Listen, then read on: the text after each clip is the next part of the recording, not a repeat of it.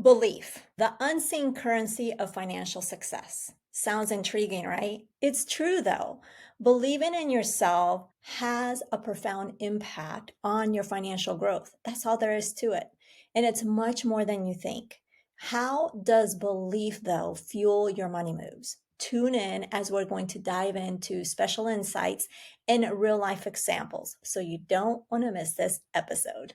Bienvenida, I'm Jen Hemphill, and over the years, I've been on a mission to empower countless of women through this podcast and my financial counseling services.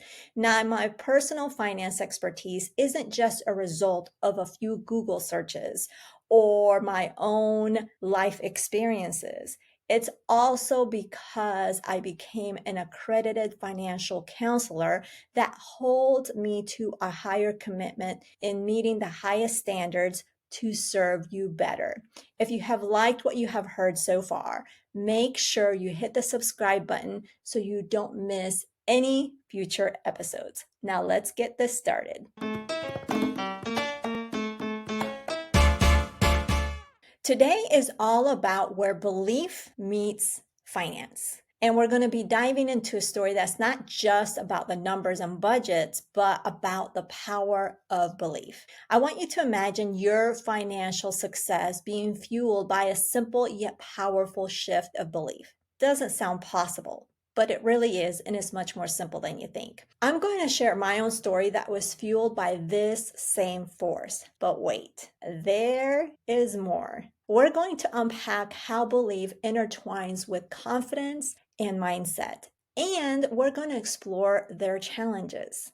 We will also explore the role of our money story and what it all plays in this. Plus, I'm going to share with you 3 tips that you can implement now to help you increase that belief. Let's make the magic happen starting now.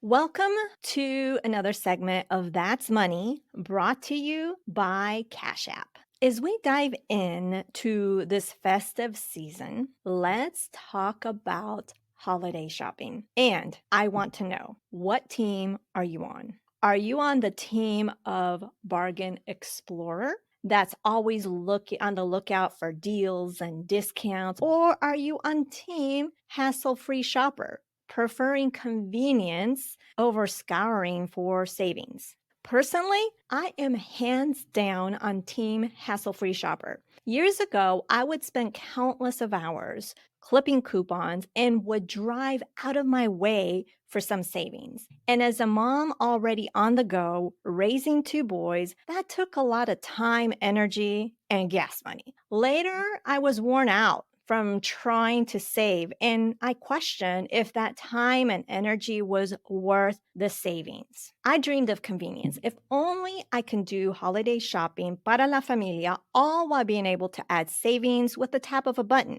This way, I could use more of my time on finding gifts they will treasure, like a t-shirt from Target showcasing their Latino pride, or some abuelita hot chocolate, or an upcoming concert to their favorite artist, versus spending all my time trying to save money. This is where Cash App steps in. The Cash App card brings the best of both worlds, offering the ease of shopping without the need to hunt for savings, with perks at your favorite retailers. It's like having access to exclusive deals without the need for traditional coupon clipping. You can enjoy discounts and offers on holiday purchases, making your shopping experience both convenient and cost-effective. Quick holiday tip: make sure you also get your instant discounts at eligible coffee shops and restaurants, because holiday shopping isn't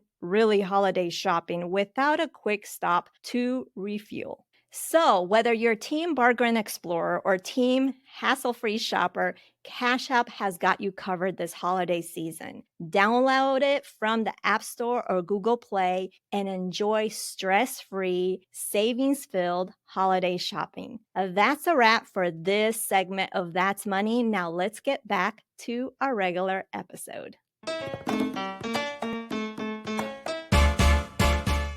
what you will see is that I'm going to be incorporating past episodes as well, because I have talked about these varying tips and strategies, but I'm compiling it all under one roof in this episode. Before we get into that, I'm going to tell you my own experience. Pre-pandemic, so this was before 2020, that sounds like so long ago. Pre-pandemic, I would say early in the 2015, sometime after I started this podcast, I had the vision, or I wanted to have an in-person event, like a live podcast event. But I was scared and I didn't have that belief in myself. So I didn't do anything about it. And every year, at the end of the year, when you start looking at what you want to do, what you've accomplished, what you want to get accomplished in the new year, that event came up over and over again. Yet I didn't have the belief in myself. Therefore, nothing would happen. I would write it down, have an event, figure out some way to have an event, but it didn't really happen. Again, it's because I didn't have that belief. Fast forward to 2019, I decided to make it happen. And I still did I have the belief 100%? No, but I was getting there. I was getting there, and I started looking at opportunities of how can I make this event? So what are some of the steps that I can move, and so that way I can move forward with this event? I found a venue. I found a person to help me create the event. I started doing those things. Of course, I had a date, everything. Of course, a pandemic happened. But what happened? Why do I share this story? As a result of that pandemic did happen. I had to cancel the in-person event.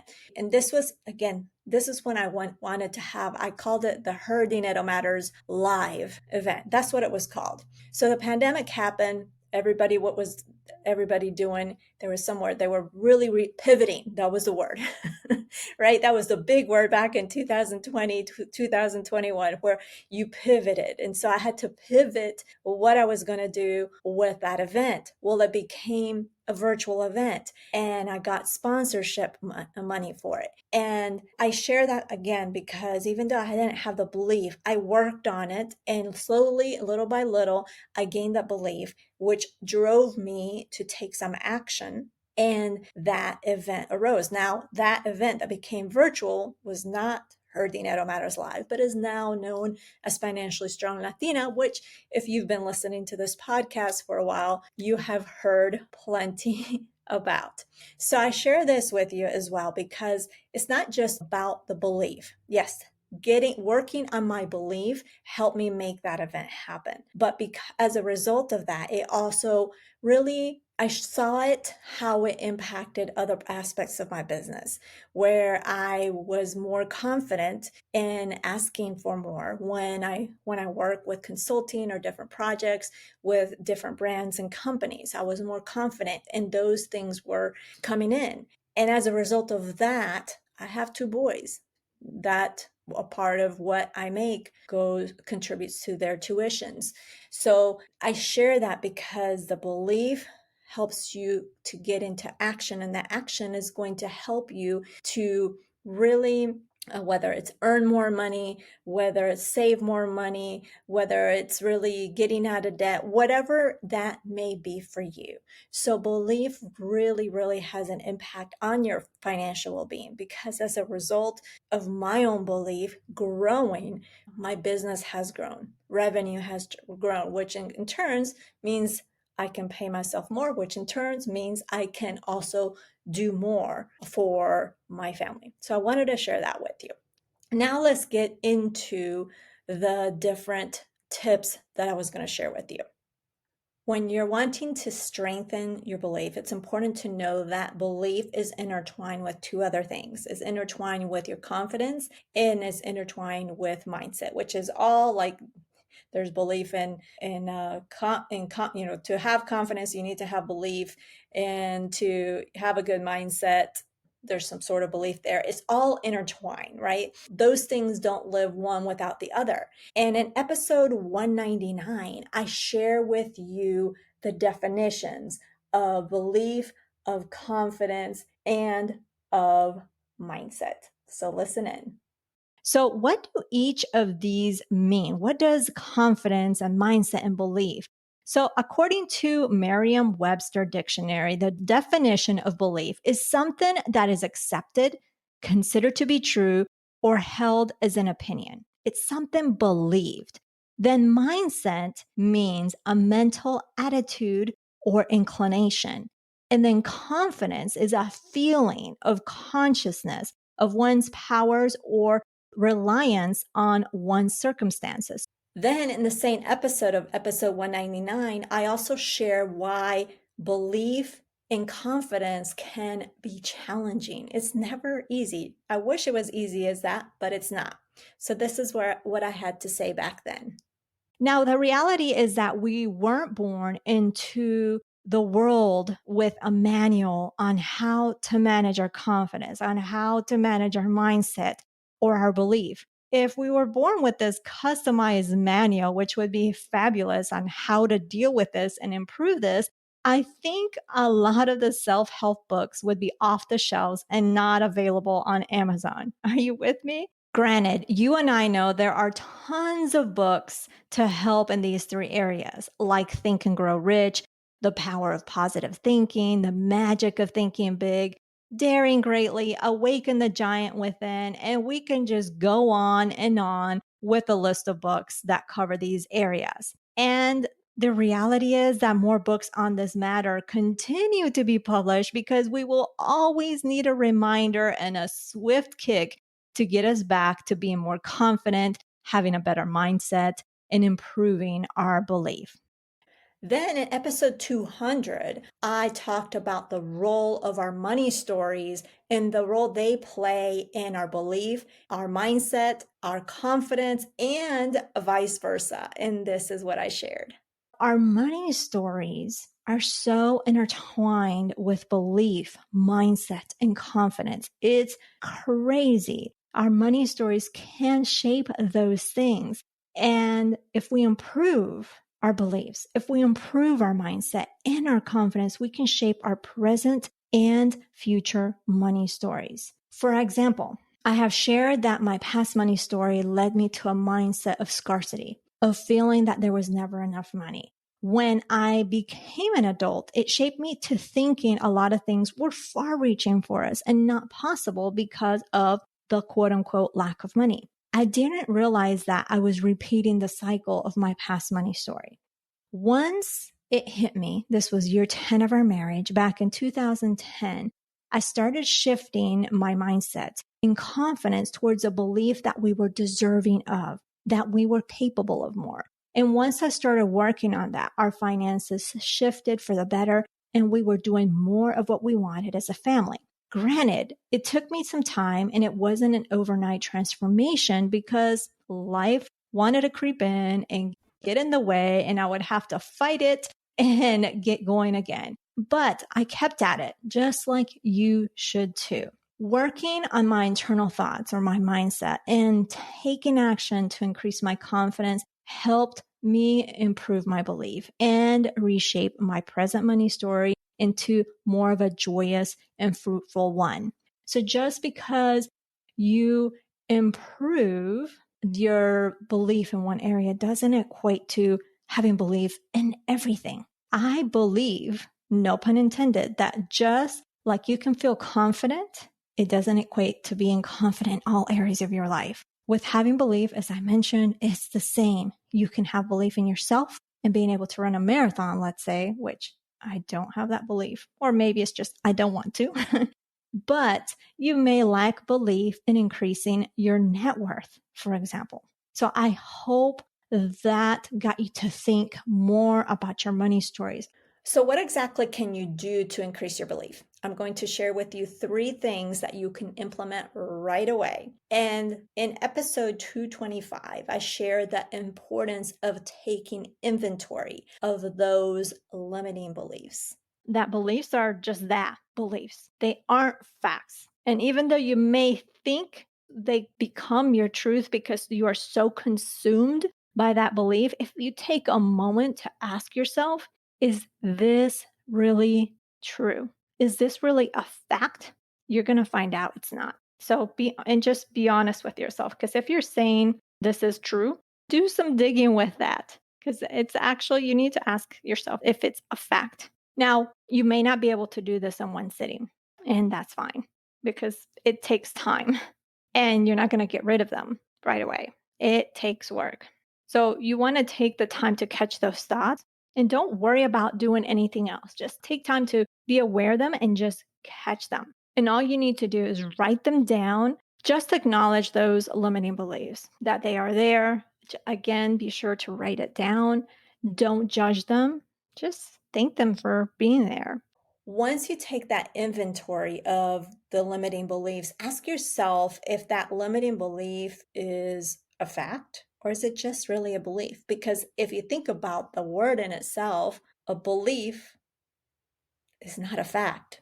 It's not true. A belief is something you think and believe. It's not necessarily a fact. It's not necessarily true, right? So ask yourself if those, go one by one with each limiting belief that you have and ask if is this a belief? Because it is a limiting belief, but the whole idea here is I want you to really understand that it's not a fact, that it's just something that you're feeling, right? And that's why it's limiting you. So once you do that, you do that and you have a better understanding of your limiting beliefs and have a better awareness. Now, let's think about an example of a limiting belief of where you think that there's not enough money. So is that a belief or a fact? It could be true that you may be living paycheck to paycheck, right? And that money is tight. That aspect can be true. But is it really a fact that there's not enough money? Maybe there's not enough money in the bank account, but can you change that? Whether it's by making more money, whether it's by cutting out some bills, whether it's by changing some of the habits and actions that you're taking with your money when you go shopping, right? So it's not that there's not enough money and you can't do anything about it. What can you do to change that circumstance? Again, could be making more money, could be cutting out some bills or some expenses, could be watching what your habits are around money and changing those. So what, or a combination of all of those things, right? So really important to have an awareness of those limiting beliefs. Another way to really increase your belief and also your confidence at the same time is to take a moment to write your money strengths. And you're probably thinking, I have none, or I have very few money strengths, or maybe you can think of some.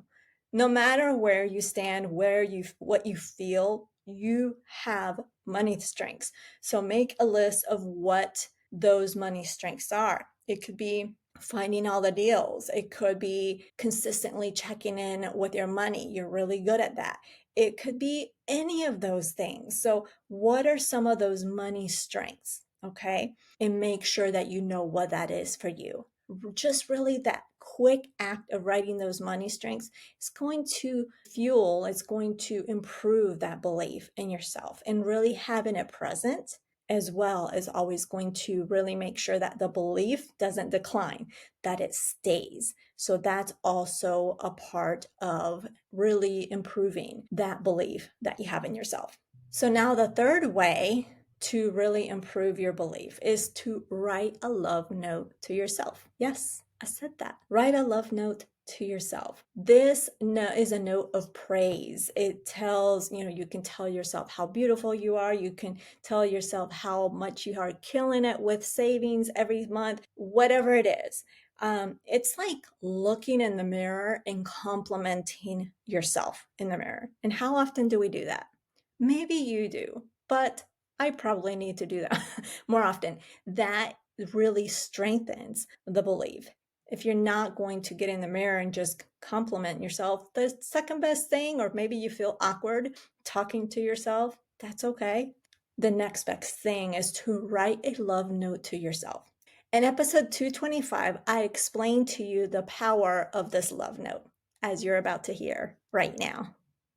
Write a love note for yourself. When you love yourself and you really feel that love to the core, you are more confident and you are more likely to make choices that nurture your well being and serve you well. Whether this is planning your meals and cooking at home, that's how it's going to serve you. It's going to serve you in ways that you don't even realize. Having belief in yourself is a powerful thing. It can change the scope of your financial life and your life in general, but you're going to have to do the work. So, what is one thing that you're going to do today to really improve and strengthen your belief? Is it going to be taking that inventory and having awareness of your limiting beliefs? Is it going to be making a list of your financial strengths? Or is it creating and writing a love note to yourself? Let me know by sending me a DM on Instagram. I really want to hear from you.